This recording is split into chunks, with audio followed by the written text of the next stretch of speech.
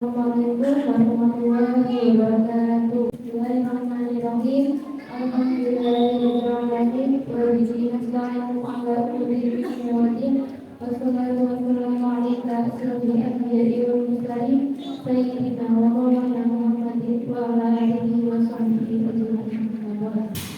Yang kami hormati Ustaz Zahida Ananda MPD selaku narasumber pada pagi hari ini. Yang kami hormati Ustazah Siti Muslimah SPD selaku perwakilan Muslidah Bojonegoro. Yang kami hormati Ustazah Siti Munawwaroh selaku kepala sekolah KBPK Yamunaya Bojonegoro. Dan asatidza serta Bunda Wali Murid KBPK Yamunaya Bojonegoro yang berbahagia. Segala puji bagi Allah Subhanahu wa Ta'ala yang telah melimpahkan begitu banyak rahmat, taufik serta hidayahnya kepada kita semua, sehingga pada pagi hari ini kita dapat bertemu kembali bersilaturahmi dan tolabul ilmi dalam acara parenting dengan tema mendidik anak agar tangguh dan berkembang optimal dengan tiada halangan suatu apapun. Salawat serta salam semoga tetap tercurahkan kepada junjungan Nabi besar Muhammad Sallallahu Alaihi Wasallam yang telah membimbing kita dari zaman kegelapan menuju terang benderang yang menuju. Selanjutnya saya sebagai pembawa acara akan membacakan surah acara pada hari ini. Acara yang pertama pembukaan, acara yang kedua pembacaan ayat suci Al-Quran, acara yang ketiga sambutan dari perwakilan Muslidah Bojonegoro. Acara yang keempat, acara inti yaitu parenting. Acara yang kelima, penutup. Sebagai pembuka acara, marilah kita buka acara pada pagi hari ini dengan membaca basmalah bersama-sama. Bismillahirrahmanirrahim. Dilanjutkan acara yang kedua yaitu pembacaan ayat suci Al-Quran yang akan dibawakan oleh anak dari Karahasa Nailatul Izzah dari kelompok B4.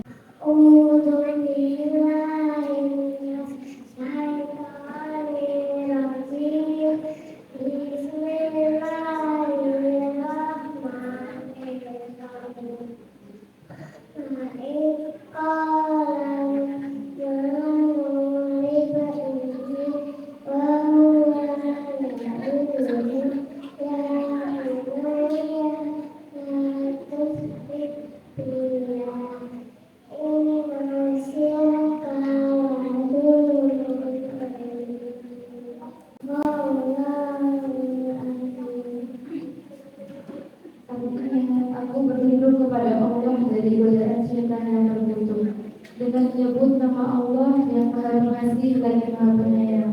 Dan ingatlah ketika Luqman berkata kepada anaknya ketika dia memberi pelajaran kepadanya, wahai anakku, janganlah engkau menyekutukan Allah. Sesungguhnya mempersekutukan Allah adalah benar-benar kezaliman yang besar. Sallallahu alaihi wasallam. Yang ketiga, sambutan dari Ustazah Siti Muslimah selaku perwakilan Muslidah Bojonegoro. Kepada waktu kami persilakan. Assalamualaikum warahmatullahi wabarakatuh.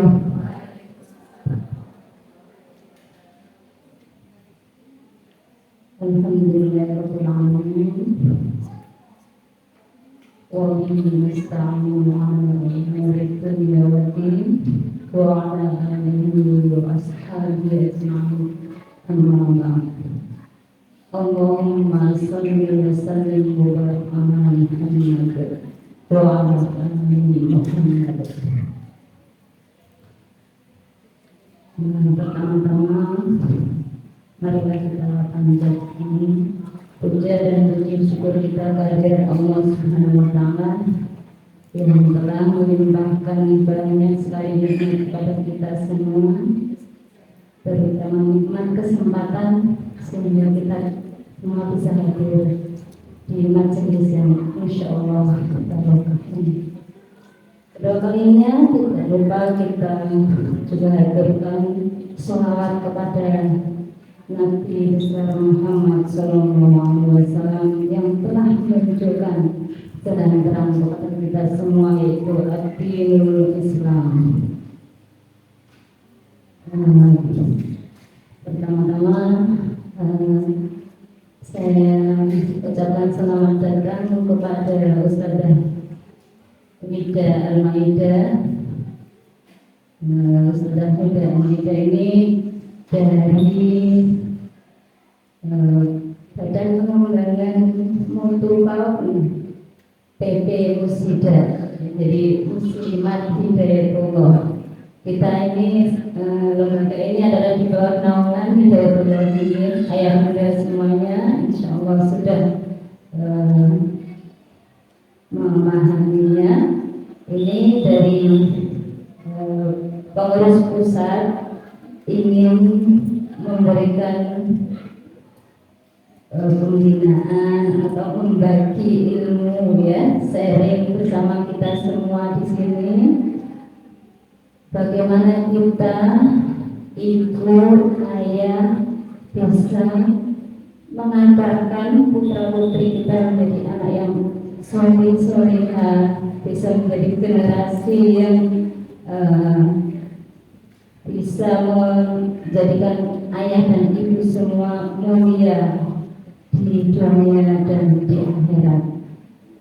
Tidak banyak yang saya sampaikan di sini, hanya sambutan selamat datang semuanya kepada ayah bunda dan juga semua ini ustazah yang ada di SD, MTS dan MA juga bergabung di sini ingin mendapatkan ilmu, ya, karena kami dari SDM atau guru juga butuh sekali ilmu untuk bagaimana mendampingi Anda sehari-hari di sekolah, supaya sinergi dengan ayah bunda di rumah ini sebagai bekal yang alhamdulillah TK Bunaya memberikan fasilitas bagi kita semua untuk bisa bersama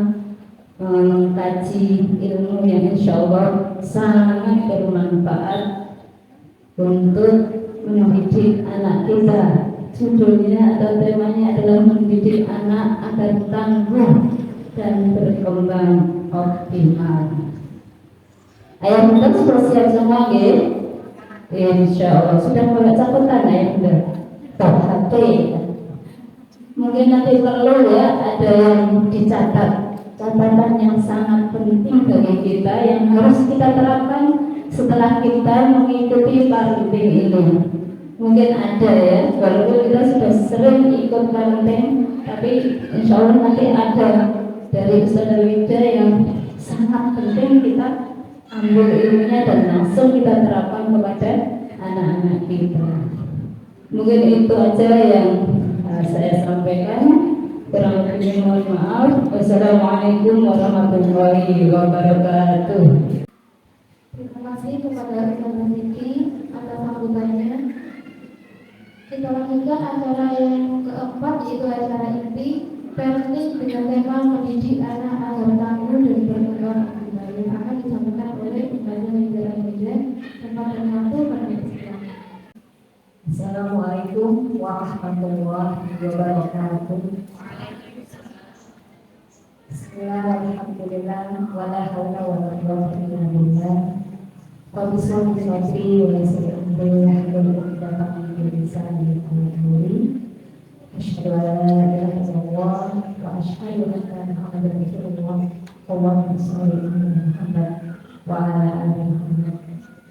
Yang saya hormati Ibu Ketua Musida, Guru, kemudian tim BPK yang Bunaya, Guru, juga para ayah bunda yang sudah memilih untuk hadir di sini. Semoga hari ini kita mendapatkan sesuatu yang bermanfaat. Amin.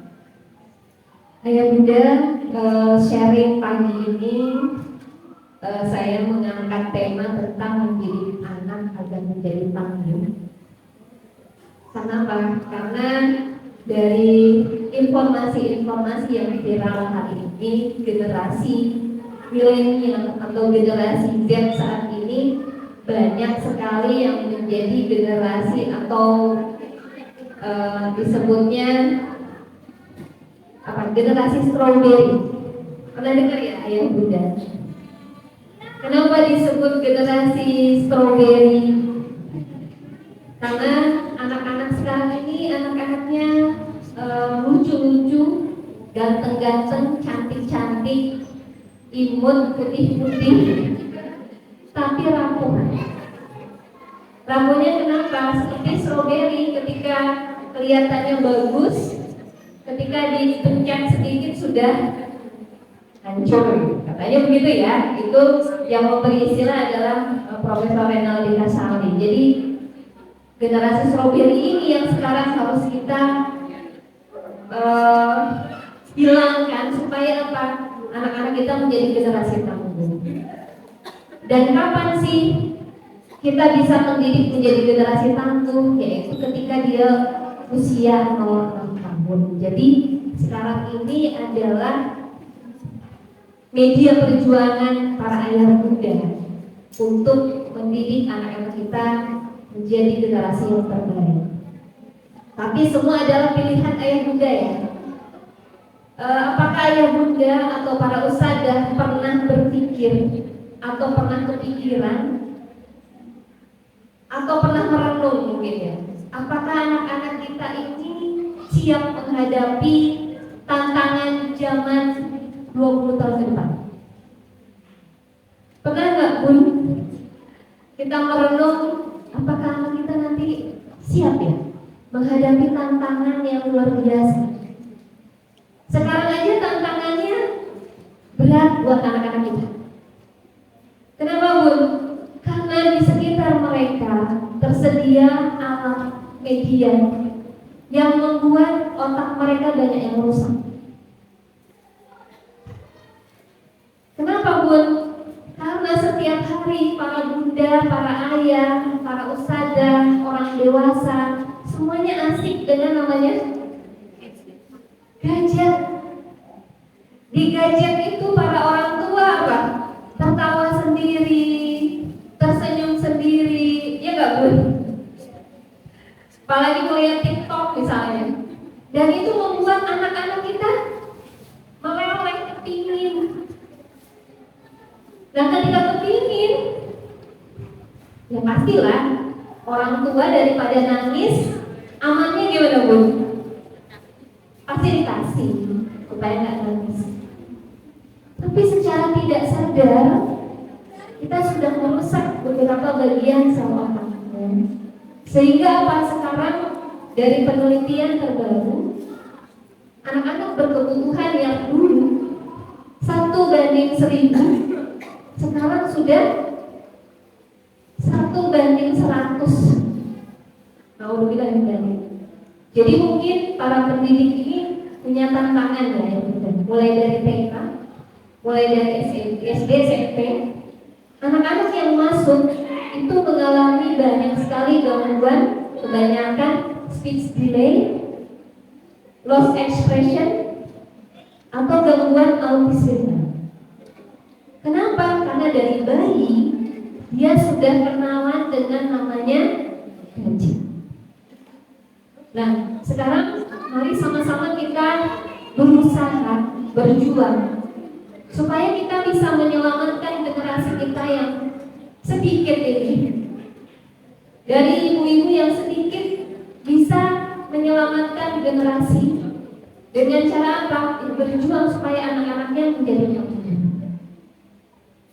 Kalau misalnya kita merenungi memang tahun berapa ya Bu? Sekitar tahun 2000 atau ya sekitar tahun 2000-an itu pernah terjadi sebuah kejadian yang cukup mengerikan di dunia psikologi ya, di dunia pendidikan. Tentang apa? Bahwa ada seorang ibu rumah tangga yang suaminya dosen di sebuah universitas terkenal di Jawa Barat. Ibu ini mohon maaf membunuh 3 anaknya yang masih kecil-kecil. Dengan cara apa? Pulang sekolah, anaknya diberi makan, lalu dibekap dengan bantal sampai tidak bisa bernapas. Dan itu dibunuhnya di tempat itu. Itu sempat viral ya pada saat itu. Dan ketika dia menyerahkan diri ke polisi dan ditanya oleh ahli psikolog, jawabannya apa Bu? Saya takut anak saya tidak bisa menghadapi zaman yang daripada anak saya nanti masuk neraka. Lebih baik saya. Secara emosional mungkin ada pendukungnya yang begitu, tapi itu kan tidak benar. Tidak bisa seperti itu. Kenapa? Karena Allah sudah memberikan kepada kita anak yang berupa anak. Mungkin banyak orang tua yang berharap ingin punya anak, banyak yang tidak dapat. Kita sama Allah dikasih anak Bu, sehat, ganteng, cantik, lucu. Yuk kita sama-sama jaga, sama-sama didik dengan yang terbaik. Kenapa? Karena nanti kita akan dimintai pertanggungjawabannya oleh Allah. Dengan kondisi zaman seperti ini, apa yang harus kita siapkan? Apa yang harus kita berikan kepada anak-anak kita? Tentunya kalau menurut banyak teori dan tentunya teori berdasarkan pendidikan Islam, yang harus kita jaga adalah fitrahnya. Fitrah anaknya itu apa? Fitrah tauhid atau fitrah akidah. Bagaimana kita menanamkan nilai-nilai tauhid kepada anak dari mulai dia bayi. Makanya tidak salah kalau sekolah ini mengambil moto buka hati dengan pendidikan tauhid. Seperti di dalam surat Ar-Rum ayat 30, A'udzubillahi minasyaitonirrajim, fa'aqim wajhaka lid-dini hanifan fitratallahi allati fataran nasa 'alaiha la tabdila li khalqillah dzalika ad-dinul qayyim walakinna aktsaran nasi la ya'lamun. Maka hadapkanlah wajahmu dengan lurus kepada agama Allah, tetaplah atas fitrah Allah yang telah menciptakan manusia menurut fitrah itu. Tidak ada perubahan pada fitrah Allah. Itulah agama yang lurus. Tapi kebanyakan manusia tidak mengenal. Ini yang harus kita perjuangkan dari anak-anak kita mulai dari usia dini atau bahkan dari dalam. Karena sebenarnya pendidikan anak bagi orang tua muslim atau bagi guru yang muslim adalah memelihara fitrah. Karena anak terlahir dalam keadaan fitrah dan kedua orang tuanya lah yang membuatnya menjadi Yahudi, Nasrani, dan Muslim.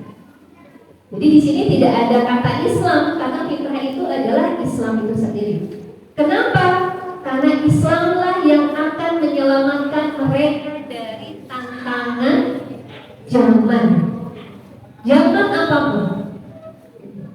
Jadi ini tugas kita, perjuangan kita. Perjuangan kita itu sebenarnya justru ketika mereka usia 0 sampai sebelum balik. Kalau sudah balik, itu sudah bukan tanggung jawab kita lagi. Jadi tugas terberat sebenarnya pendidikan memang ada di usia dini dan usia dasar, TK dan SD. Jadi ayah bunda ketika memilihkan sekolah betul-betul harus memilihkan sekolah yang tepat. Nah, untuk bisa seperti itu mulainya dari mana? Yang pertama tentunya kita mulai dari diri kita sendiri sebagai orang tua. Dengan cara apa? Tazkiyatun nafs. Kalau para ayah bunda punya anak perempuan, laki-laki, yang pertama yang harus kita kuatkan adalah membersihkan hati kita untuk ikhlas menerima anak kita kondisi seperti apapun. Mau laki-laki mau perempuan. Dulu misalnya bunda aku ingin punya anak laki-laki, ternyata yang lahir perempuan, disyukuri. Aku ingin perempuan, ternyata yang lahir laki-laki, disyukuri. Kita bersihkan hati kita. Oh, anak kita seperti ini dengan segala kelebihan kekurangannya. Jangan pernah membandingkan dengan anak yang lain. Supaya apa? dengan Bunda ikhlas menerima kondisi anak kita, Bunda akan mudah untuk memberikan pendidikan yang terbaik. Yang kedua, azab yang kuat. Nah ini Bun, tantangan yang berat. Kita harus punya cita-cita kalau kita ingin anak kita soleh. Saya yakin nih ayah Bunda menyekolahkan anaknya di sini pasti ingin anaknya jadi baik. Ingin seperti apa ayah Bunda? Ingin anaknya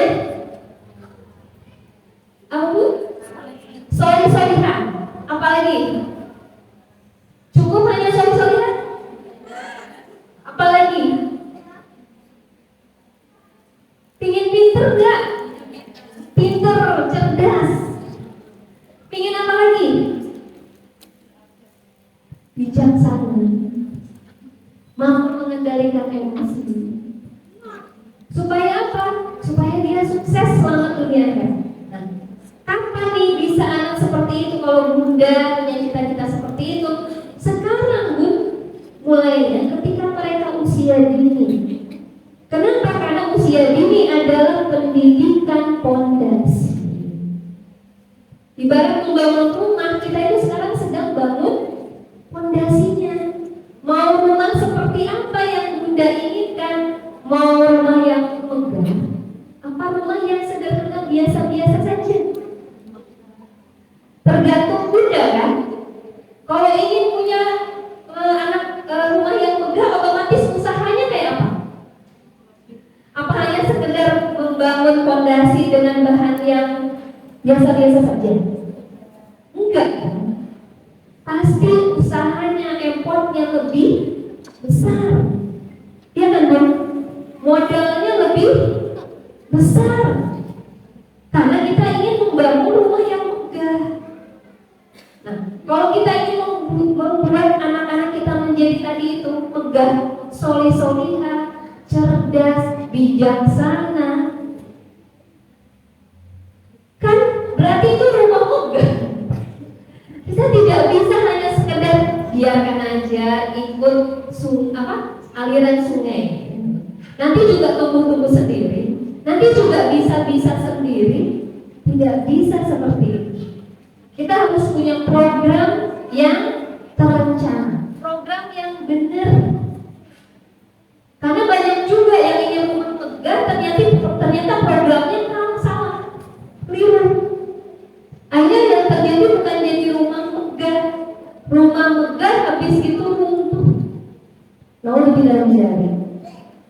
Nah sekarang mari kita sama-sama menyamakan visi dan misi keluarga dan lembaga ini supaya anak-anak kita betul-betul bisa berkembang dan tumbuh optimal. Karena kalau beda, ayah bunda, ketika kita beda di sekolah misalnya, atau di TK anak-anak diajari untuk makan sambil duduk, misalnya gitu ya.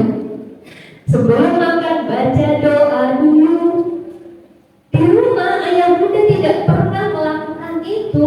Mau makan berdiri, mau makan sambil tiduran, bunda tidak peduli. Bagaimana nih anak-anak kita bingung.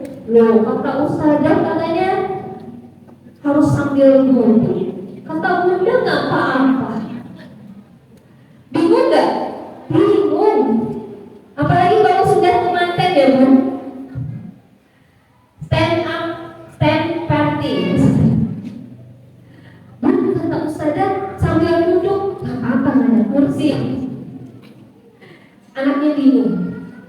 Ketika anak sudah bingung, dia bisa, kalau tidak ada pendampingan, dia ngambil putusan sendiri. Ya udah, aku berdiri aja, nggak apa-apa. Ketika ustazahnya bilang makan sambil duduk, kata bundaku nggak apa-apa sambil berdiri.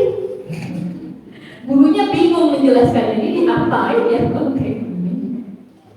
Nah makanya kita perlu untuk menyamakan visi dan misi keluarga dan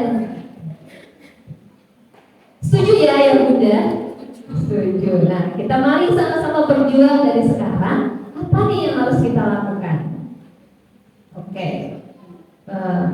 Karena kita tidak ingin meninggalkan anak-anak yang lemah ya bun. Insya Allah kita ingin melahirkan anak-anak yang tangguh. Nah, ada catatan penting yang harus kita berikan yang harus kita ingat-ingat, walaupun ini sering dikemukakan di parenting atau di di buku-buku, tapi ayah bunda kadang sering lupa. Jadi kita paham Allah itu sudah menganugerahkan kepada para bayi kita dari mulai lahir itu 100 miliar sel otak. Banyak gak Bu? Banyak, gak terhitung. Itu hitungannya kok bisa 100 miliar? Itu berdasarkan menurut para ahli neuroscience. Hanya begitu. Malah sekarang kalau menurut guru saya, Dr. Amir bilangnya sekarang bisa jadi lebih dari 100 miliar. Kenapa? Karena para bunda ketika hamil makanannya super bergizi. Jadi otaknya anak itu lebih sehat. Jadi semua struktur otak bayi ketika lahir itu sudah selesai pun dibangun.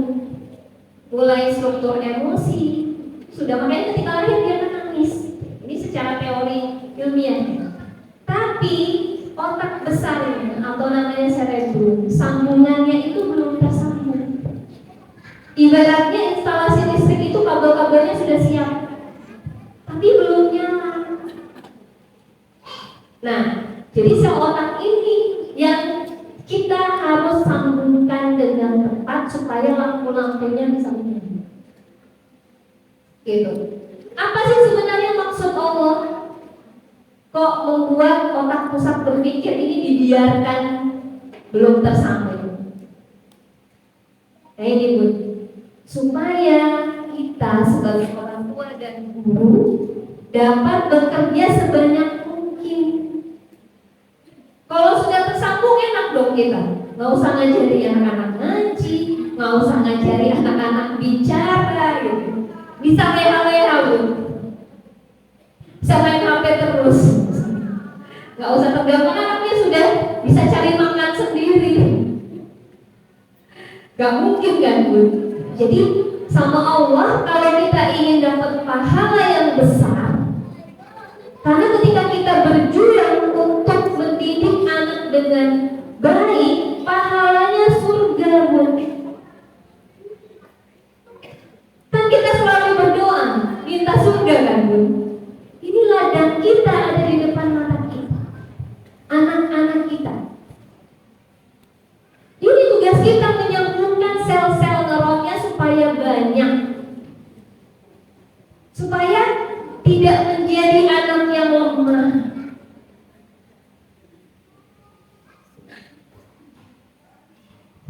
Supaya anak-anak kita menjadi tangguh. Nah, kita pelajari lagi sama. Jadi sudah pada bayi baru, bayi baru lahir sampai 2 tahun, orang tua diberi kesempatan membuat sambungan sel otaknya sebanyak 1,83 juta sambungan per detik. Kebayang nggak Bu? Ketika dari bayi sampai 2 tahun, setiap bunda peluk, setiap bunda bilang, "Ade, Masya Allah, ini bunda, ini ayah, ini adik."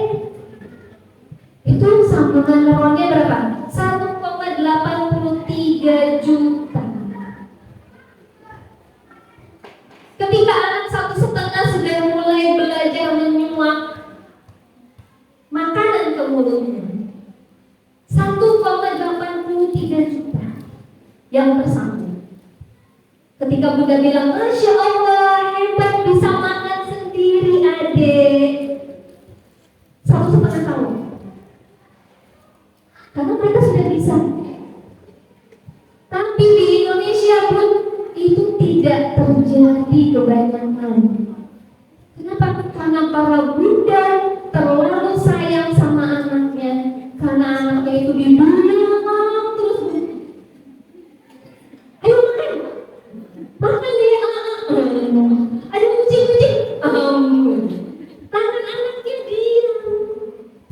Anak tidak melakukan apa-apa, sehingga tidak terjadi sambungan 1,83 juta.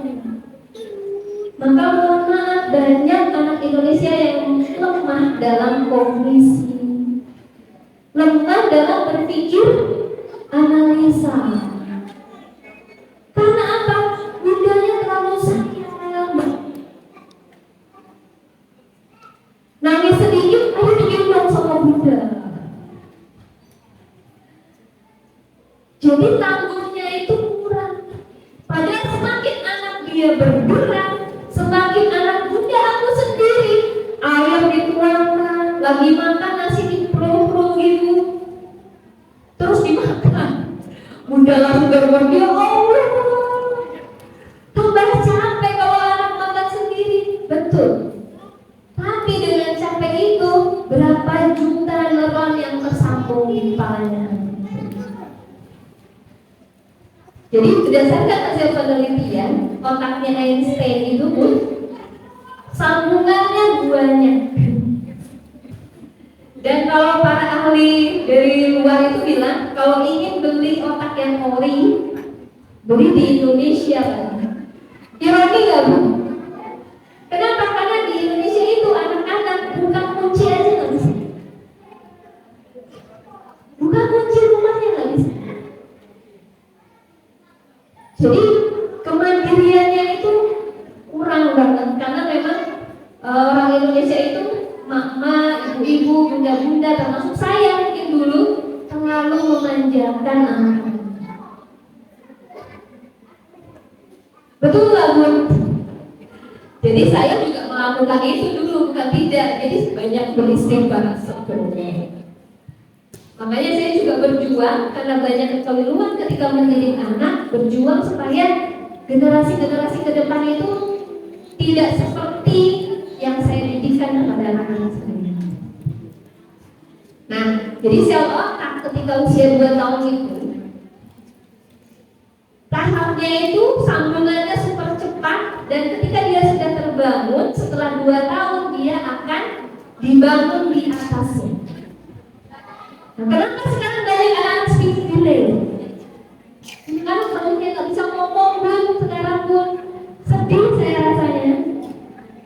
Ketika masuk, ketika ditanya namanya siapa, nggak mau lihat. Sedih nggak Bu? Sedih. Karena apa? Karena mereka calon penerus generasi Indonesia. Di sini perjuangannya guru-guru TK, SD, dan seharusnya ini perjuangan para bunda. Jadi ketika 1-2 tahun itu tidak terbangun, maka itu akan hilang dengan sendirinya. Jadi tidak tersambung. Makanya kenapa ada anak ketika usia 4 tahun perkembangannya seperti 2 tahun. Harusnya bisa ngomong, dia belum bisa bicara. Seharusnya dia sudah tahu mana yang kanan, mana ini warna merah, apa yang harus dilakukan. Dia tidak bisa. Kenapa? Karena 1-2 tahunnya tidak tersambung neuron-neuron yang harus itu tersambung. Sekarang perjuangan kita. Jadi pengasuhan sebenarnya ada di wilayah neuron. Pengasuhan itu, jadi ibaratnya itu kita seperti merajut ya. Pada usia 0 sampai 13 tahun, proses tersambungnya neuron itu yang ada di otak terjadinya sangat cepat. 3 sampai 5 kali kecepatan orang tua. Jadi kenapa anak-anak itu cepat menangkap? Kenapa anak-anak itu super cepat untuk mengerti kalau dia normal? Jadi pengasuhan sendiri sebenarnya proses stimulasi otak anak sesuai dengan tahap perkembangan. Ini ya Bun, ini adalah contoh sambungan yang rimbun. Yang atas ini. Jadi yang atas ini, yang rimbun ini.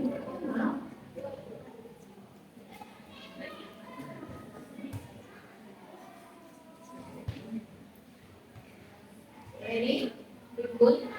Sementara ini yang gersang. Jadi sel-sel akan gersang dan kemudian mati apabila tidak ada rangsang atau stimulasi. Termasuk kita orang dewasa ya Bun, hati-hati Bun. Kalau orang dewasa otaknya tidak dipakai,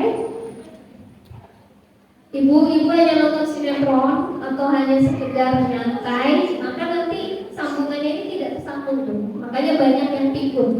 Jadi kalau bunda nggak mau pikun, banyak bergerak, banyak bekerja. Jadi nyuci piring, ngepel dan sebagainya itu adalah apa Bun? Ladang supaya neron-neron kita ini tambah kuat. Jadi nggak usah ada pembantu Bun. Karena semakin ada pembantu, bunda cepat lemah nih neronnya. Bisa-bisa pikun sebelum waktunya. Nauzubillah dari. Ya Bun. Nah, ini kalau misalnya diuraikan lagi nih Bun, ini satu bagian neuron. Ini ada lingkaran-lingkaran seperti kain ya Bun. Nah, ini adalah isi dari pengetahuan yang diberikan kepada anak. Semakin pengetahuan anak itu banyak, seperti ini Bun. Semakin stimulasi kita tepat, garis kayunya semakin banyak dan neuronnya semakin kuat, tidak kopong. Namanya gitu. Nah, ini tugas kita supaya tidak kopong ini Bun. Nah, terus bagaimana caranya agar neuron-neuron ini dapat membentuk sinap yang banyak? Gimana caranya? Nih, saya berikan tips untuk di rumah dulu. Di rumah di sekolah ya. Yang pertama, Bun, berikan perhatian. Gampang kan Bun? Beri perhatian dengan pengakuan dan penghargaan yang tepat. Contohnya seperti apa? Ketika anak melakukan satu kebaikan, misalnya dia, Bunda, aku sampahnya tak buang ya ke tempat sampah. Nah, berikan pengakuan yang tepat. Alhamdulillah, terima kasih Nas sudah membuang sampah pada tempat.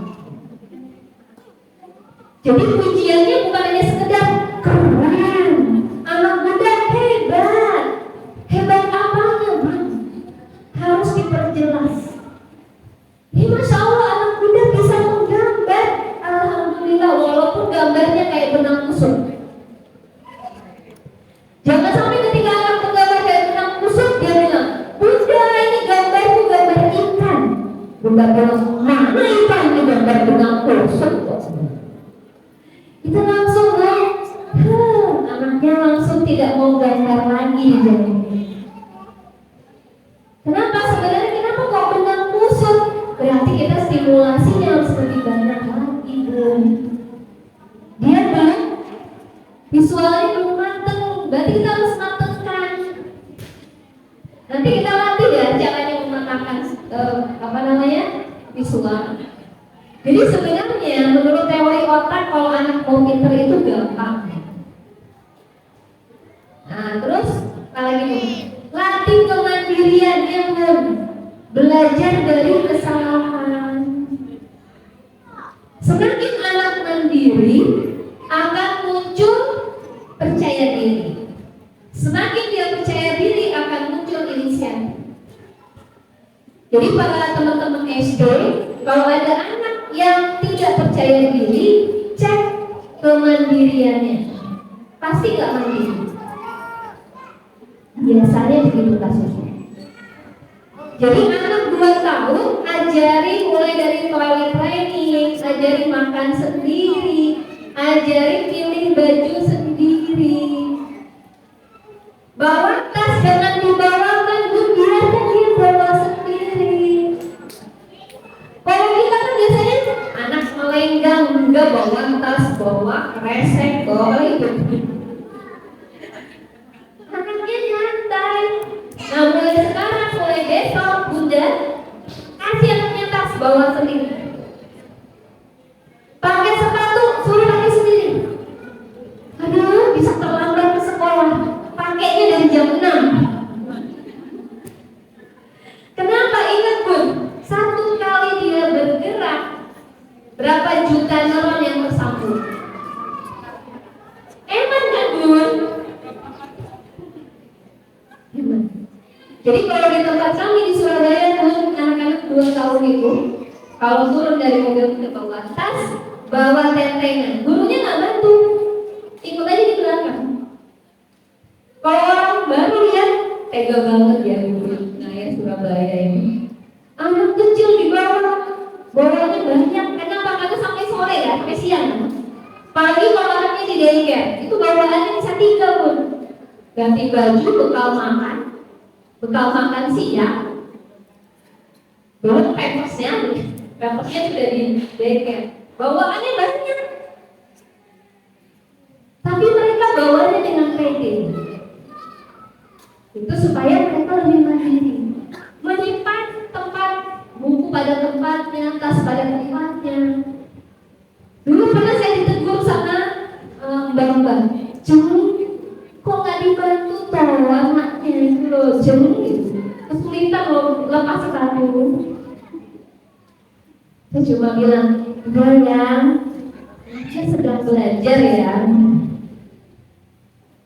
Dia juga, oh gitu ya Jen, supaya nanti pinter. Kenapa? Memang semakin pinter, semakin anak mandiri, kognisinya semakin cerdas. Kenapa? Dia mengalami kesulitan, dia menghadapi problem solving. Kok susah ya? Kayak apa nih? Itu kan problem solving. Dia akan semakin tangguh. Tapi kalau dia mengalami kesulitan, bilang, sini bunda bantu. Bunda ini gimana? Sini bunda bantu.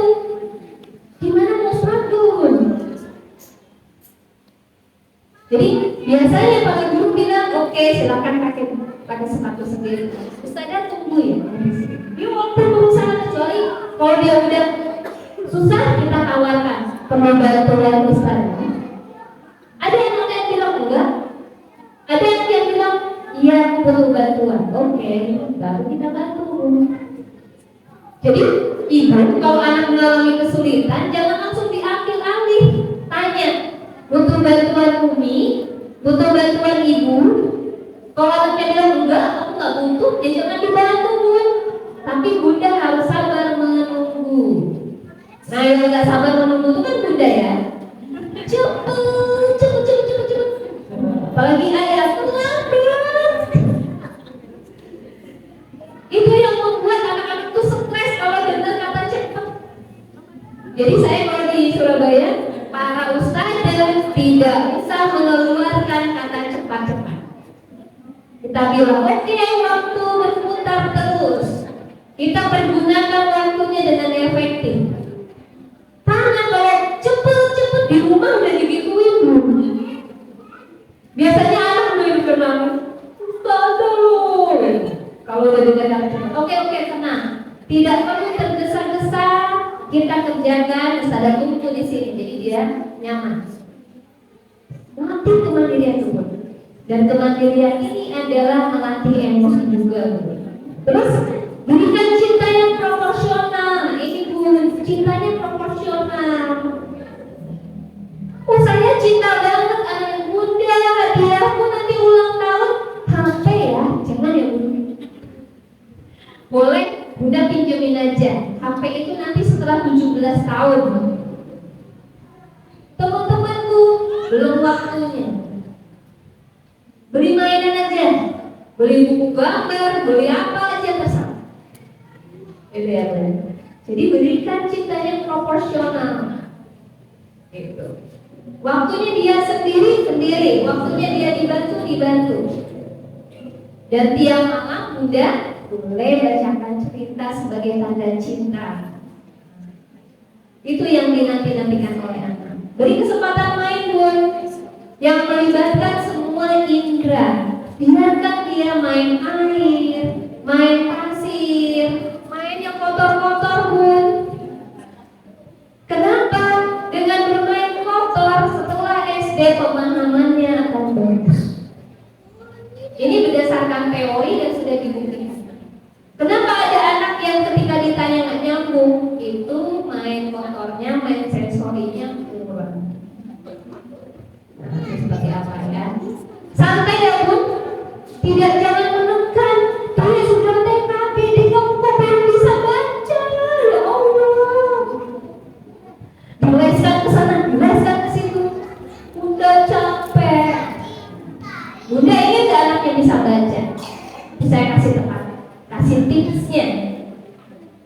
Mulai dari mana? Mulai dari bayi.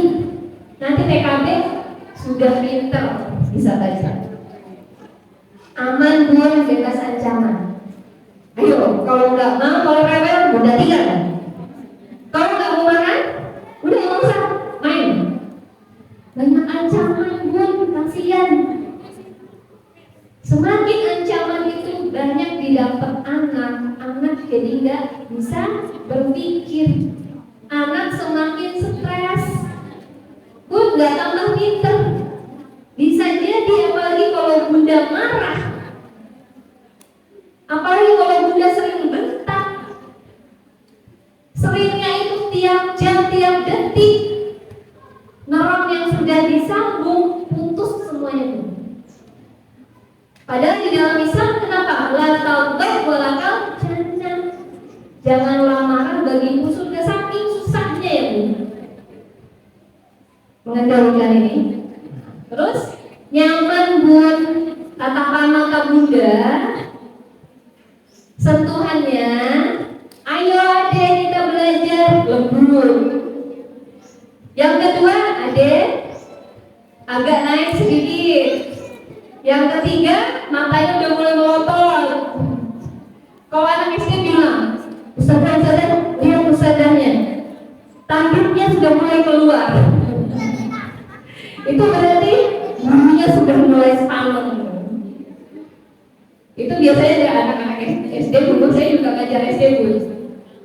Nah, kalau anak sudah lihat tidak bisa dikendalikan, gurunya saya latih supaya dia tidak marah Bu.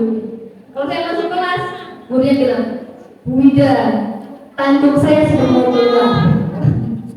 Oke, kalau tanduknya sudah mau keluar, duduk dulu supaya apa? Saya nggak jadi marah sama kamu. Nikmati aja anak-anak yang heboh, nanti lah diem sendiri. Terus tanamkan nilai-nilai religi Bun. Ini berdasarkan penelitian. Jadi otak itu bersinar ketika kita mengobrol hal-hal yang bersifat religi.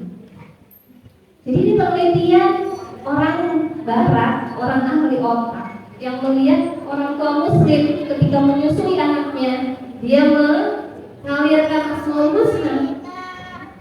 Itu otaknya itu nyambungnya super cepat. Kenapa Bun? Karena ibunya penuh dengan kasih sayang, ibunya mengelanturkan ayat-ayat Allah, dan itu menstimulasi otak. Jadi Bun ketika kecil sering mendengarkan lantunan-lantunan ayat Al-Quran. Supaya apa? Supaya normalnya nyambung. Karena ayat Al-Quran ini menenangkan jiwa. Kan syifa, menenangkan hati. Ya. Ibunya juga terhindar dari marah, anaknya juga nyaman, sehingga nyambung otaknya lebih cepat. Nah, terus bagaimana nih supaya perkembangannya optimal, nih supaya anak-anak cerdas? Ini juga yang bisa kita lakukan. Yang pertama Bun, tadi itu tanamkan nilai ketahuan kita. Jadi Bunda, gimana caranya menanamkan nilai ketauhidan pada anak usia dini? Dengan menciptakan atmosfer kebaikan, kecintaan, keridhoan di rumah. Jadi anak usia di bawah 7 tahun itu sebaiknya diutamakan mencintai agamanya, bukan belum syariah. Tanamkan bahwa Allah itu maha kasih sayang, maha pengasih, maha penyayang. Jangan bilang nanti Allah marah, nanti kamu dimarahi sama Allah. Jangan dulu ya. Kalau berbuat baik, alhamdulillah Allah pasti sayang sama kamu karena kamu berbuat baik. Berikan keteladanan dari hal yang sederhana. Contohnya apa Bun? Mimik wajah Bun. Coba ya Bun, ketika Bunda sholat nih, ngajak anaknya, sholat dia sama Bunda, anaknya mau sholat. Habis itu anaknya naik-naik pasti ya Bun. Bunda, setelah selesai Bunda jangan marah. Adek,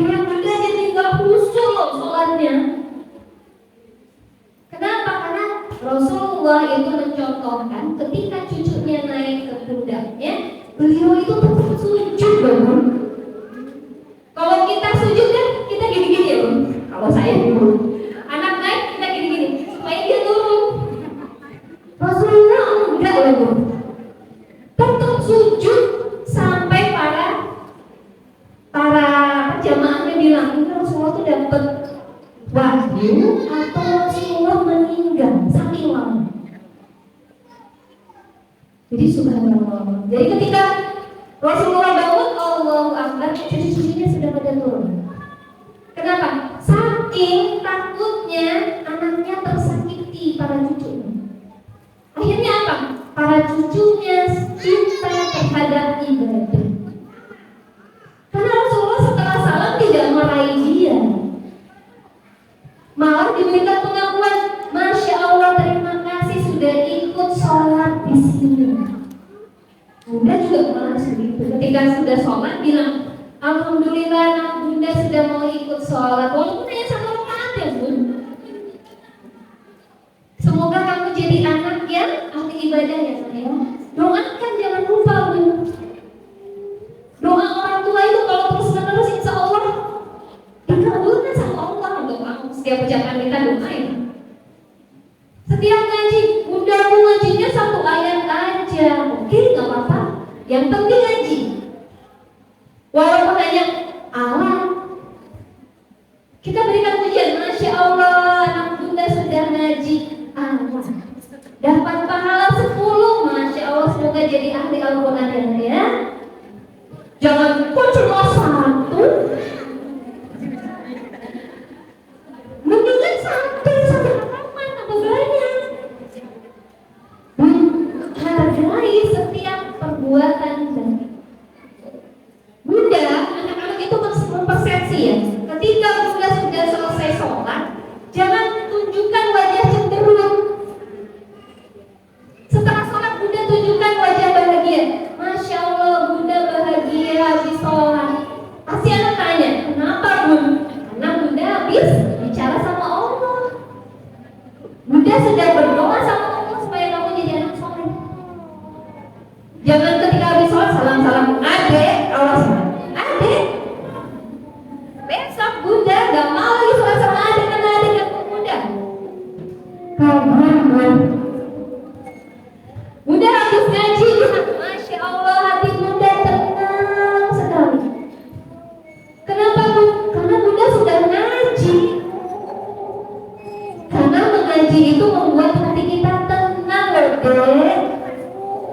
Bunda habis kerja nih, jangan bilang, jangan ganggu Bunda. Bunda capek habis kerja, sana main. Tapi Bunda bilang, senyum Bun, Alhamdulillah Bunda habis berolahraga, otak Bunda jadi sehat. Kenapa Bun? Bunda habis cuci, habis ngepel, habis cuci piring. Anak akan bilang gini, oh aku juga nanti mau kayak Bunda, mau cuci piring, mau ngepel. Kenapa anak sekarang gak mau Bun? Karena anak minta, Bunda aku ngepel. Enggak, tambah berantakan sana. Bunda aku nyapu, enggak, nanti tambah kotor. Bunda aku makan sendiri, nanti ya, sekarang Bunda suapin dulu karena Bunda tergesa-gesa. Akhirnya anaknya jadi tidak senang dengan hal kayak gitu. Bunda kerja, aku gak mau kerja. Kenapa? Karena setiap kerja pasti Bunda tujuan, Bunda capek habis kerja nak, jangan rewel Bona. Akhirnya anak aku gak mau kerja karena nanti capek kayak Bunda. Ingat, anak kecil itu mempersepsi. Ketika kita positif kepada dia akan meniru, oh aku mau kerja kayak Bunda, oh aku mau kerja kayak ayah. Ayah itu walaupun capek dia tetap mau main sama aku. Ini yang perlu ditanamkan kepada anak. Ya Bun, ajak dia sholat, ajak dia bercerita, ajak dia mengaji, ceritakan tentang kehebatan para sahabat, kehebatan para nabi dan rasul dengan hati yang bahagia. Jangan sambil marah-marah Bun. Itu. Terus yang kedua, supaya anak cerdas, bangun Sensori motor apa bro? Pusat pendengarannya dilatih. Dengarkan suara angin bertiup, dengarkan suara kendaraan. Kalau lagi diam, coba ada suara apa? Dilatih lagi. Bangun pusat penglihatannya, Bunda ajak dia untuk keliling tadabbur alam, melihat cita Allah. Itu melatih penglihatannya. Terus pusat rasa, ajak masak. Memasak adalah kegiatan yang menstimulasi 5 indera. Suruh icip, gimana rasanya jahe, rasanya garam, rasanya gula, rasanya lombok, rasanya sayur. Biarkan dia icip. Itu menstimulasi. Nah, membangun anak penciumannya. Penciumannya bau apa nih? Mulai harum, parfum, kayu putih, macam-macam pun. Kasih ke anak-anak. Bunda buka jeruk, ciumkan ke anak-anak. Coba, gimana nih rasa jeruk? Jadi kalau bunda itu beli buah ya bun, perabaannya itu juga harus distimulasi. Meraba bun itu melatih anak supaya setelah SD itu pemahamannya bagus. Jadi teman-teman SD kalau ada anak yang pemahamannya kurang, kembali lagi main sensori motor. Jadi harus pulang seperti TK ya, berat bun. Jadi bunda kegiatan-kegiatan yang harus stimulasi sensori ini, main pasir, main air, kesukaan yang anak semua. Cuci-cuci baju, cuci-cuci piring, ngosek-ngosek kamar mandi. Main play-doh, bikin donat. Waduh, bisa kacau rumah ini. Tapi ini membuat anak-anak jadi cerdas. Bunda gak usah capek deh bun. Kenapa sekarang nilai-nilai di SD itu kan sekarang pakai pola hot, higher ordinary thinking. Supaya bisa higher ordinary thinking itu bun, latihannya dari TK dengan main sensori motor. Kalau nggak main ini, anak sulit sekali untuk bisa bermain, berpikir abstrak, ilmiahnya itu kurang. Bunda cuci piring, ajak aja dia cuci piring. Nih, adek kalau di Surabaya itu tugas di rumah anak cuci piring setelah makan bu, cuci piringnya sendiri. Itu sudah jadi tugas di rumah.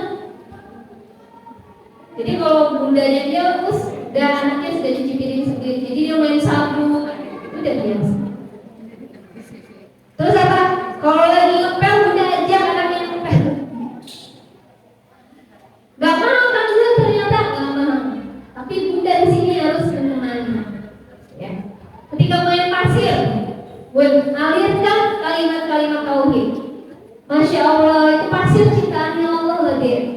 Yuk kita bikin bentuk-bentuk, mau bentuk apa? Bikin kue, kuenya ada berapa? Kan sambil belajar berhitung. Belajar bentuk, bentuknya apa? Lingkaran, apa panjang, apa persegi. Ya, itu belajar di sini saya ceritakan. Nah, jadi main belum pasti anak happy. Tidak ada anak yang tidak happy ketika main di bahan alam. Di sini mungkin sudah sentra ya, sentra bahan alam biasanya favorit anak-anak. Kenapa? Karena disinilah dia bisa nyemplung ke dalam bak mandi. Kalau dia apa? Main sensorinya masih di bawah. Nuang air, main kublek, tuang-tuang, pasti konsentrasi. Sama dengan main HP buat konsentrasinya. Jadi daripada main HP, main bunda kasih, mendingan kita kosek-kosek kamar mandi. Mendingan kita masak-masak yuk, kita bikin donat. Mendingan kita apa? Beres-beres baju yuk, lipat-lipat. Jadi anak TK beda sama anak SD. Anak TK itu kalau diajak kayak gitu itu happy. Kenapa? Karena itu adalah yang mereka inginkan.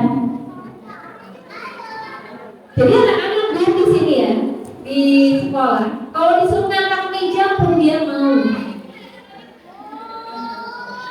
Ngangkat meja sok bisa ya. Karena apa? Memang bisa. Jadi justru kesempatan di sini ya, main air, gunting, gitu. Itu anak-anak luar biasa. Jadi mainnya sederhana, Bu, nggak usah mahal. Mudah, tidak usah modal. Modalnya apa? Sabar dan Bunda berkorban supaya bisa capek aja beres-beres. Beres-beresnya barengan sama anaknya juga, Bu, diajak, yuk kita beres-beres, kembalikan barang pada tempatnya. Jangan Bunda sendiri. Nah, terus bangun otak emosinya. Nah, di sini, Bu, emosi ini menjadi permasalahan di negara kita. Kenapa? Karena banyak orang-orang dewasa yang tidak bisa mengendalikan emosi. Kenapa? Karena tidak pernah dilatih. Ketika anak nangis, banyak orang tua tidak tahan dengan tangisan anak, akhirnya diberikan gadget supaya diem. Iya kan? Atau dia minta Bunda es krim, Bunda nggak punya uang. Bunda es krim, Bunda nggak punya uang. Bunda langsung dia tak kasih. Bunda kalah deh. Nah, karena sudah tahu kelemahan Bunda, akhirnya dia semakin hari semakin meningkatkan anaknya. Dan emosi ini, Bu, adalah faktor penentu keberhasilan. Gitu ya. Bukan hanya kecerdasan, tapi emosi. Bagaimana dia bisa bersosialisasi, bagaimana dia bisa bermain sama anak tanpa bertengkar. Jadi di sini, Bun, amigdala, Bunda hati-hati kalau bertengkar sama suami, jangan di depan anak, walaupun dia masih bayi. Kalau Bunda bertengkar di depan bayi atau anak, maka amigdalanya anak akan panas dan dia menyimpan emosi negatif di kepalanya. Dan ini yang membuat anak jadi tidak terkendali emosinya. Ya, jadi hati-hati. Kegiatannya apa nih, Bu? Kalau di sekolah ada di main peran, Bu, main balok, main peran, itu emosi kelihatan banget. Kenapa? Karena anak itu harus memilih salah satu peran. Kalau perannya sudah diambil orang, dia harus ngalah kan? Ya udah, aku peran yang lain aja. Nah, ini bermain peran di sini. Main peran kecil dan sebagainya. Terus bangun otak rasionalnya, kognisi. Biasanya orang tua fokusnya di sini. Jadi otak kognisi itu yang paling didambakan oleh para orang tua. Emosinya tidak dilatih, sensorinya tidak dilatih, akhirnya langsung ke sini. Langsung drilling baca. Padahal dari sisi otak belum siap. Yang terjadi ketika distimulasi membaca, dia lupa-lupa terus, Bun, pada hurufnya. Kenapa? Karena sensorinya, konsepnya belum matang, udah langsung di sini. Padahal kalau ini itu kuat, karena stimulasi sensori dan emosi, maka membaca itu lebih mudah. Jadi sistem kognisi ini berhubungan dengan peran kulit otak. Jadi kulit otak ini berhubungan dengan kemampuan membaca, berhitung, dan semua aspek yang berhubungan dengan akademis, termasuk kemampuan siswa dalam memecahkan masalah. Jadi, Bu, di sini anak-anak itu diajari bagaimana memecahkan masalah yang itu menstimulasi kognisi. Juga caranya apa? Banyak bergerak. Anak TK semakin banyak bergerak, semakin cerdas. Jangan anak saya nggak mau diem, bersyukur, Bu. Alhamdulillah anak saya ini calon cerdas. Jangan minder punya anak nggak bisa diem, justru itu ciri-ciri anak cerdas. Jadi guru TK jangan duduk diam, berseduk, dikunci, dibuang. Biasanya kan gitu ya, Bu. Kunci dibuang, ngomong nyari dulu kuncinya kemana. Jadi alami aja, biarkan dia bergerak. Nah, bergerak supaya apa? Supaya cerdas. Ya, Bu, kegiatan rasio. Sekali lagi bermainnya harus dengan media supaya sensorinya terstimulasi ya Bu. Tidak pakai LK lagi. Jangan tanya, "Us, mana LK-nya? PR-nya apa?" Sudah nggak ada lagi PR. Kurikulum Merdeka nggak boleh ada PR Bun.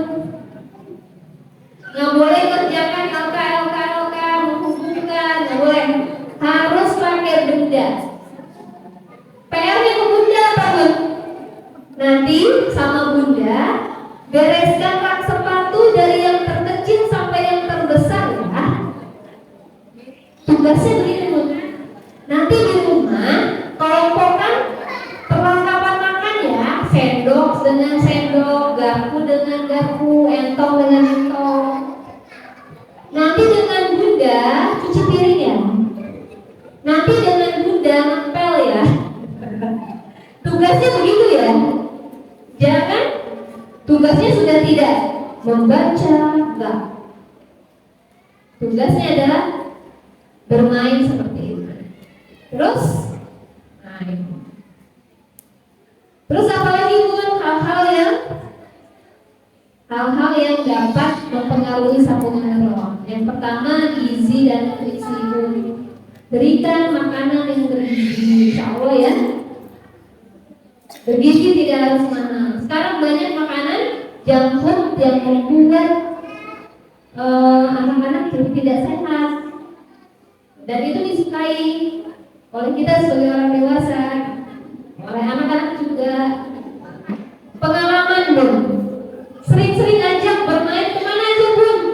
Ajak ke taman bermain, ajak cuci-cuci kendaraan, ajak berenang, ajak pokoknya semakin banyak pengalaman yang baik, anak itu akan semakin baik akhlaknya. Karena berdasarkan catatan pengalaman almarhum Pak Santoso bilangnya, satu pengalaman yang indah bersama orang tua itu mencegah banyak perbuatan negatif ketika dewasa. Jadi ketika dia akan melakukan satu perbuatan buruk ketika dewasa, ingat ayah ibunya, pengalaman yang indah bersama ayah ibunya maka akan mencegah perbuatan buruk itu. Jadi berikanlah pengalaman yang positif, yang baik, yang indah mumpung anak itu masih TK.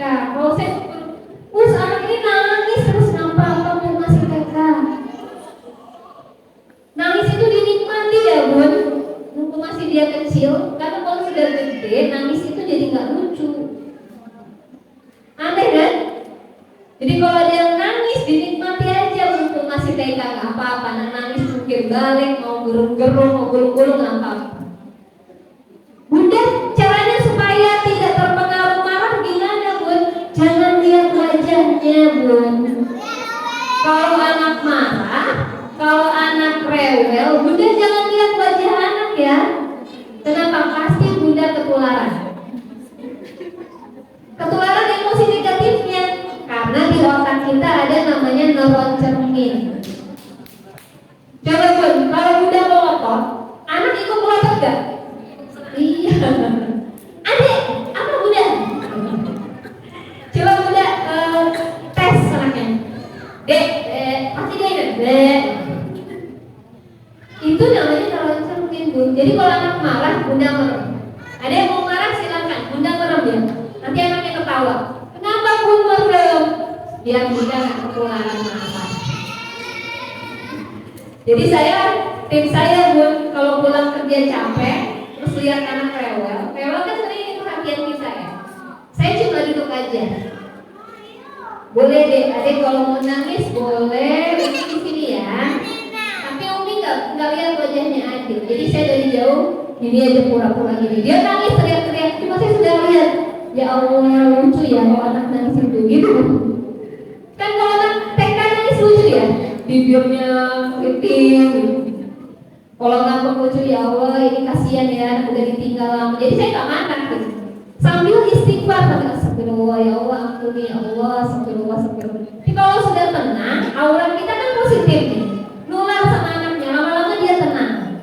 Nah kalau udah tenang, sudah deh nangisnya sudah. Terus mau dipeluk sama Umi iya sini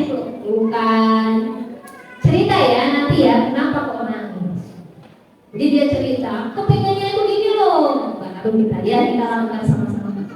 Jadi enak pun ya, supaya tidak marah. Kalau sudah lihat wajahnya, apalagi anak-anak yang punya aura calon pemimpin, aura karismatiknya ada, itu Bunda gampang terpengaruh. Misalnya Bunda, kalau anak-anak dia salin, enggak, ada yang salin, Bunda gemes lihatnya dia karena kuat pendirian calon pemimpin loh. Kita bilang, oh kalau mau salin ya nggak apa-apa. Bunda jangan marah-marah. Nanti ya kalau sudah mau salin, gitu aja Bang, nggak usah maksa. Jadi kalau anak saya udah gede juga sekarang bilang, kenapa ya ibu-ibu suka maksa? Kenapa ya ibu-ibu tuh kayak anak-anak? Kenapa mas? Harus sekarang juga, nyuruh sekarang harus sekarang. Bener juga ya. Ibu-ibu kan ternyata kalau pada anak besar itu nyuruh sekarang itu harus sekarang pun. Anaknya minta sesuatu harus juga saat itu dilakukan. Terus apalagi stimulasi emosi ya Bun. Kalau marah jangan di depan anak. Kalau Bunda marah kesel sama anak lebih baik diam dulu Bun. Karena setiap yang diucapkan Bunda itu adalah doa. Istighfar aja diam, Bunda istighfar. Astagfirullah. Kalau Bunda sebentar, Bunda masih marah. Bunda lagi beristighfar. Bunda lagi menahan marah. Bilang aja nggak apa-apa. Oh Bunda juga marah. Apa disampaikan aja. Stimulasi rasio. Ya tadi itu ya Bun. Bunda kalau kemana-mana jangan diem aja. Bunda ke pasar tunjukkan ini sayur ini deh. Ini namanya tomat. Ini namanya buah pare deh. Itu namanya oyong deh. Itu namanya lombok. Kasih tahu semuanya Bun. Itu namanya warung barokah. Oh itu namanya warung apa? Dibacain. Ini namanya sepeda Honda, ini Suzuki, ini namanya Kawasaki. Itu Bunda ngajari baca. Jadi anak saya itu belajar bacanya kayak gitu. Setiap jalan itu dibaca wartel. Wartel, dulu kan banyak wartel ya. Oh wartel yang ini, itu namanya warung barokah. Setiap lewat situ itu wartel yang ini. Ada huruf W, ada A, ada F. Terus dia ke kota lain lihat wartel, dia bilang itu wartel. Iya. Itu namanya belajar baca anak seperti itu, bukan mengingat huruf. Kalau kita kan sibuk A, B, C, D, E, F, G, ya. B, A, B, A, B, I, B, nggak gitu Bun. Langsung aja tulis namanya. Oh itu nih, barokah, motor. Itu pasti mobil Suzuki. Padahal dia nggak pernah kan tunjukkan kalau itu mobil Suzuki. Tapi dia tahu Suzuki itu tulisannya kayak gitu. Oh itu namanya Honda. Itu juga mobil Honda. Lama-lama bisa sendiri bacanya. Itu cara ngajarin anak. Dan latih fisiknya Bun. Jangan dibiarkan diem aja. Olahraga itu kegiatan yang terbaik buat anak usia dini kalau ayah bunda ingin anaknya cerdas dan pintar, kognisinya bagus, hafalannya bagus. Sekarang kan banyak ya para ibu-ibu muslimah ingin anaknya hafiz Quran. Caranya supaya kuat hafalannya dengan belajar fisik motorik, olahraga dulu Bun. Jangan disuruh diem aja. Rasulullah dulu itu main di padang rumput kan, padang sabana atau padang apa. Dia menggembala, dia bergerak dari mulai kecil, tidak pernah diam di rumah. Karena Rasulullah sangat cerdas, emosinya bagus, sosialnya bagus karena dia bergaul. Itu ya Bun. Dan semua yang kita lakukan semata-mata untuk menjaga fitrah anak-anak kita agar mereka tidak melenceng dari anak Islam. Tentunya semua usaha yang kita lakukan itu harus dibarengi dengan doa. Karena doa itu tidak bisa kita lepaskan dan itu wajib selalu kita berikan kepada anak-anak kita karena itu adalah penghargaan yang tertinggi buat anak. Dan semoga Allah meridhoi dan senantiasa menjaga kita dan keluarga kita dari apa. Wallahu a'lam bishawab. Demikian paparan yang sedikit, semoga ada manfaatnya. Insya Allah manfaatnya dari Allah, ada yang kurang itu dari saya. Mohon maaf, terima kasih. Assalamualaikum warahmatullahi wabarakatuh. Serahkan lagi ke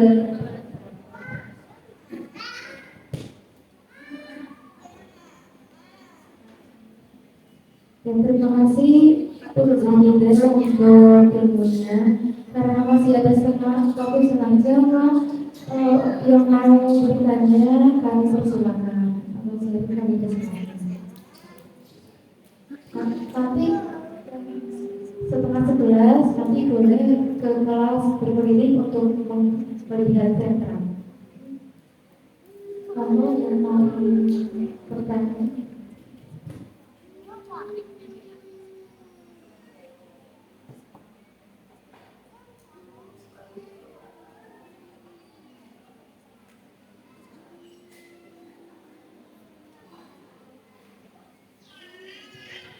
Assalamualaikum warahmatullahi wabarakatuh.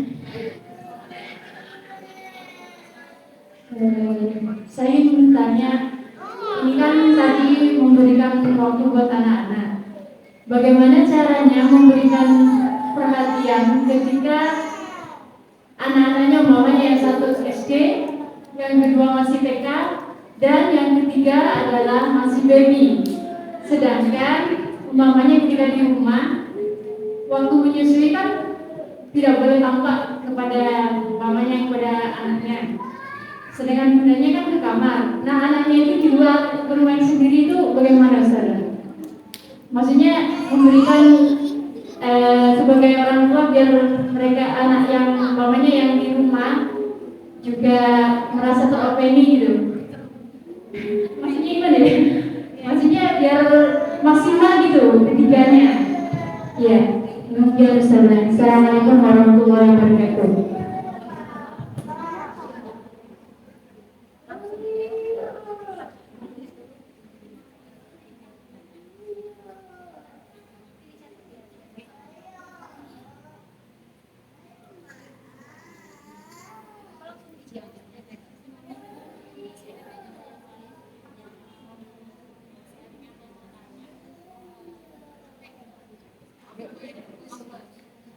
masih dikumpulkan dulu katanya. Mungkin ada yang lain? Monggo.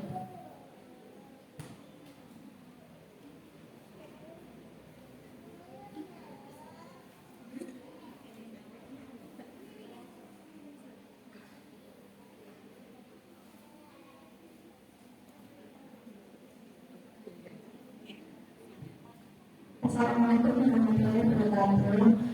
Terima kasih atas memberikan kesempatan ini. Merupakan coba pribadi juga ya Bu. Itu sesuai dengan judulnya mendidik anak tertangguh. Dan permasalahan saya di sini, anak saya itu tangguh ketika di rumah saja. Tapi saya sulit membuat dia tangguh ketika perform di luar. Misalnya kalau di luar rumah itu ada perlombaan apa itu, dia kesannya seperti anak yang penakut gitu, mengkerap gitu. Nah, padahal dia itu saya ini ya menari, misalnya punya bakat menari, dia itu sudah lumayan gitu lamanya. Kalau di les-lesan menari itu mana, tapi ketika perform di luar, mentalnya itu jadi susun gitu, nggak berani lagi takutnya di rumah. Kalau di rumah itu cerewetnya bukan main, tapi kalau di kelas, di luar rumah, di lingkungan jadi pendiam. Nah itu saya bingung, ini harus diapakan ya kira-kira untuk memupuk keberaniannya untuk tampil di depan publik gitu. Padahal di rumah itu tidak seperti itu anaknya, jadi kesannya pendiam, tidak bisa apa-apa. Padahal di rumah luar biasa kalau direkam gitu. Nah terima kasih Bu, mungkin itu masalah pribadi.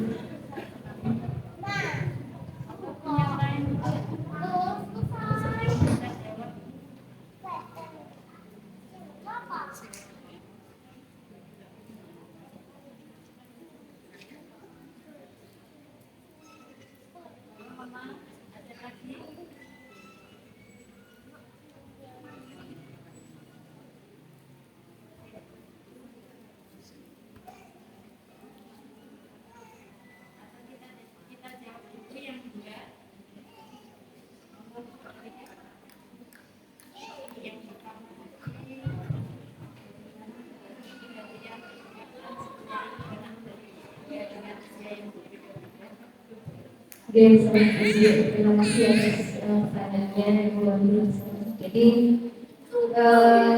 punya anak banyak itu sebuah rezeki ya, sebuah anak dari Allah. Gimana sih kompendinya supaya semuanya terstimulasi? Jadi ada beberapa hal. Kalau anak bayi itu kan tergantung kita ya. Dia mau diapain gitu ya, terserah kita kan, bayi belum bisa. Nah yang perlu diberikan yang lebih ini itu kan anak yang sudah TK dan SD. SD-nya usia berapa Bu? Kelas 2, 8 tahun. Nah, jadi Bun, ada beberapa hal yang bisa kita lakukan bareng. Jadi kalau di rumah Bunda boleh sediakan media yang bisa sama-sama, tapi nanti kemampuannya berbeda. Satu, misalnya kegiatan bercerita. Kegiatan bercerita ini Bunda bisa lakukan ketika Bunda bersama bayi, bersama kakak, bersama adik. Sekali-sekali yang SD boleh membacakan cerita, karena dia sudah bisa membaca. Itu bisa dilakukan. Yang kedua, main Lego. Itu main Lego bisa barengan dilakukan kalau mereka suka. Puzzle Lego itu nanti hasilnya pasti berbeda. Kelas 2 pasti lebih bagus dibandingkan TK. Tapi kan dua-duanya terstimulasi. Kalau misalnya Bunda lagi menyusui, Bunda bilang, Bunda menyusui dulu ya, izin. Kalian kakak jaga adik untuk bermain Lego. Sediakan beberapa kegiatan supaya tidak terjadi huru-hara. Biasanya kan rebutan dan sebagainya.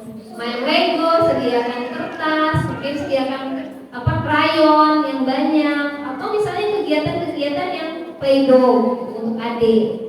Jadi anak TK itu kalau disediakan play-doh pun itu bisa diem, nggak akan ganggu kakak. Kakak terserah, kakak mau nulis, mau gambar, mau ngerjakan PR. Bunda menyusui di kamar misalnya. Tapi tetap kalau bisa kamarnya bisa terlihat anak-anaknya. Kalau misalnya khawatir. Tapi kalau anak dalam jangka waktu lama TK diem itu biasanya main play-doh. Jadi play-doh itu tidak harus beli, pun bikinnya juga bareng sama kakak. Hari Minggu kita bikin play-doh yuk. Itu play-doh bisa dipakai selama seminggu. Asal penyimpanannya baik, atau 2 minggu malah masuk ke kulkas.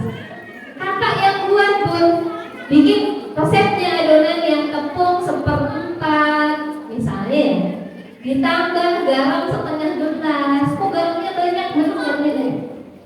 Garam 1/2 gelas campur air segelas, diaduk sampai jenuh.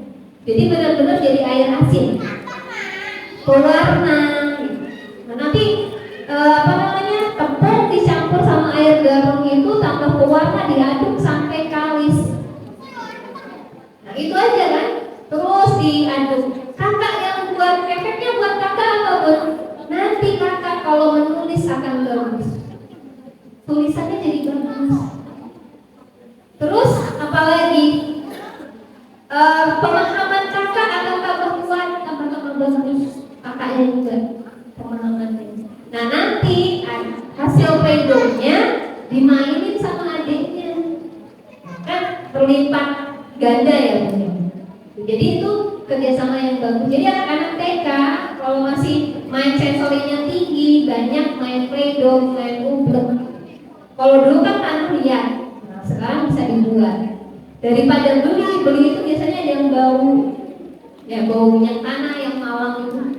Kalau bikin dari tepung 1/4 udah banyak, apalagi 1/2 kilo, bisa berbagai warna. Nah, kalau berbagai warna itu anaknya pasti anteng Bun, 1 jam dia bisa anteng dengan itu. Apalagi dilengkapi dengan pisau-pisauan dari plastik gitu ya. Ditambah dengan ranting-ranting, daun-daun. Itu anak akan berkreasi dengan itu, dan itu stimulasinya bagus. Setelah Bunda menyusui, Bunda boleh nanya sama adik-adik bikin apa, kakak bikin apa gitu. Jadi ada namanya perhatian, dia juga mempresentasikan. Jadi sebenarnya banyak kegiatan-kegiatan yang bisa dilakukan bareng. Masak, kalau adiknya lagi tidur, masak bareng. kecil sangat bagus, buat kakak sangat bagus. Karena masa itu apa Bun? Stimulasi 5 indera itu. Karena anak usia 8 tahun, 9 tahun itu masih butuh. Apalagi ketika TK-nya dia tidak dapat itu. Jadi itu pemahaman nanti ketika dia usia 10 tahun, 11 tahun jadi bagus. Jadi main-main seperti itu. Main air itu juga bagus ya Bun. Kalau mau berenang itu lebih bagus lagi. Jadi di rumah Bunda ajak anak-anak itu. Kalau mau bercerita, adik bayi juga di situ. Karena adik bayi juga stimulasi pendengarannya di situ. Stimulasi kakak, adik bayi. Itu kami lakukan di daycare gue. Jadi di daycare itu di Surabaya mulai dari bayi 3 bulan, anak usia TK, playgroup, TKA, TKB dan kelas 1 SD.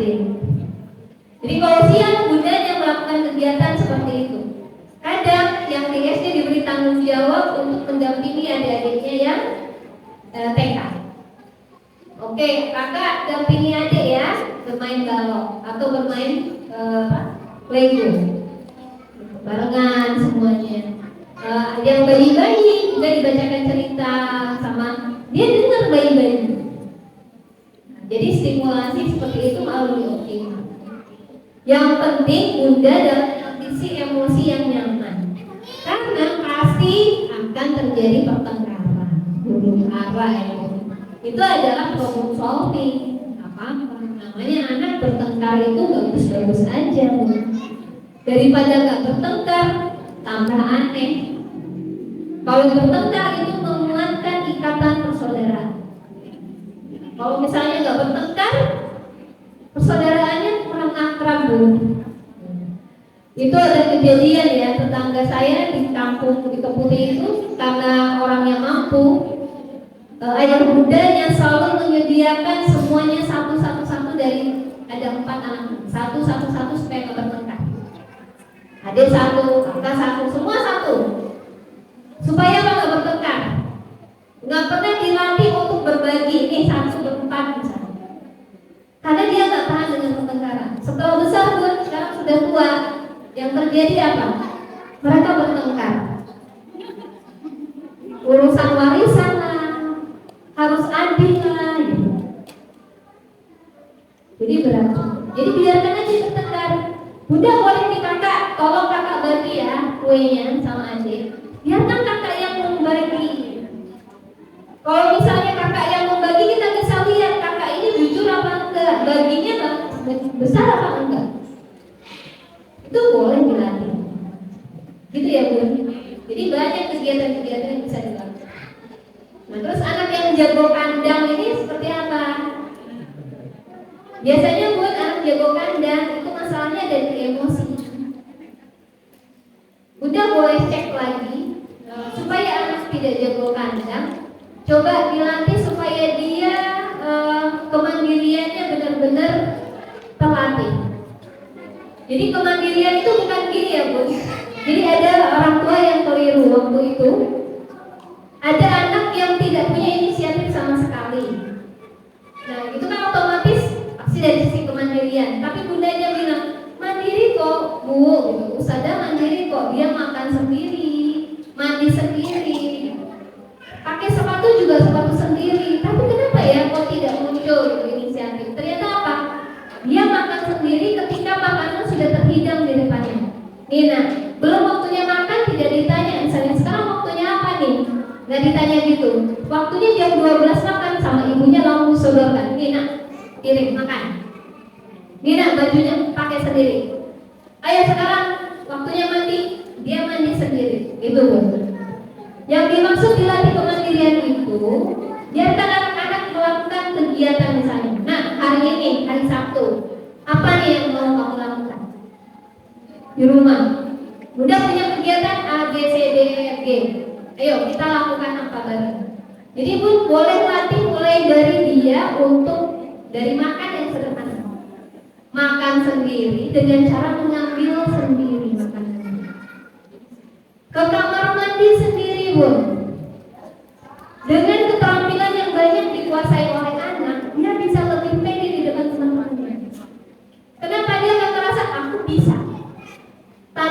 udah aku bisa. Itu yang pertama. Yang kedua, tidak boleh banyak dikritik atau dibanding-bandingkan. Dia lihat temanmu itu berani, kamu kok nggak berani? Itu akan semakin menciut. Dia lihat temanmu udah bisa itu, masa kamu enggak? Itu juga akan semakin menciut. Biarkan aja dia maunya apa. Dek, mau main sama siapa? Ajak keluar. Ajak, biarkan dia bermain sama teman-temannya. Intinya jangan terlalu banyak dilarang untuk hal-hal yang positif. Kalau kita kan khawatir ya Bun, nanti anakku jatuh, nanti anakku terluka, nanti terjadi apa-apa. Bun, biarkan anak itu mengalami jatuh, mengalami bertengkar, supaya apa? Emosinya mateng. Jangan sampai anak kayak pualam. Ustazah, saya suka sedih kalau misalnya ada orang tua. Ustazah tolong ya, saya jangan ada yang terluka. Kalau jangan terluka tadi gimana? Jaganya. Saya selalu bilang maaf ya Bun, di sini nggak bisa. Pasti anak akan mengalami jatuh, akan mengalami benjol, akan mengalami apa. Tapi itu sebuah pembelajaran supaya apa? Dia bisa merasakan oh jatuh itu sakit. Berarti aku harus lebih hati-hati. Oh kalau aku nggak hati-hati itu aku bisa kebentur. Berarti aku kalau lari harus lihat ke depan. Kalau tidak punya pengalaman rasa sakit, gimana dia bisa seragam, bisa tahu. Jadi sakit nggak apa-apa, nanti bisa sembuh lagi. Gitu. Kalau misalnya, walaupun kita tetap empati, sakit ya pasti jatuh. Berarti harus gimana? Nah, harus hati-hati. Jadi buat memang, tapi ada juga yang tipe anaknya. Memang ada tipe anak yang jago pandang.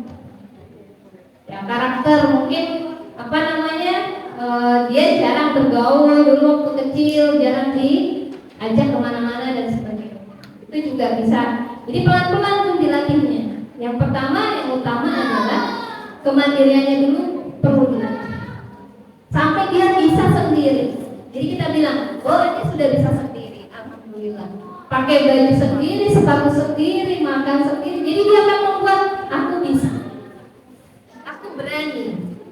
Tidak harus minta tolong. Kenapa dia cemas? Karena dia takut kalau pipis nanti sama siapa, gitu. Akhirnya dia nggak mau ke situ.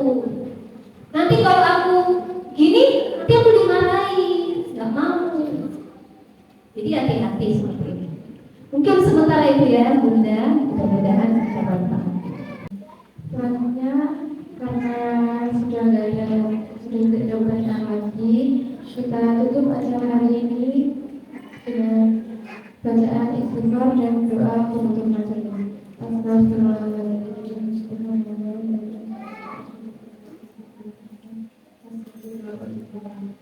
Saya selaku membawa acara hari ini, mohon maaf jika ada kesalahan dalam pertutur kata atau bahasa yang kurang berkenan. Assalamualaikum warahmatullahi wabarakatuh.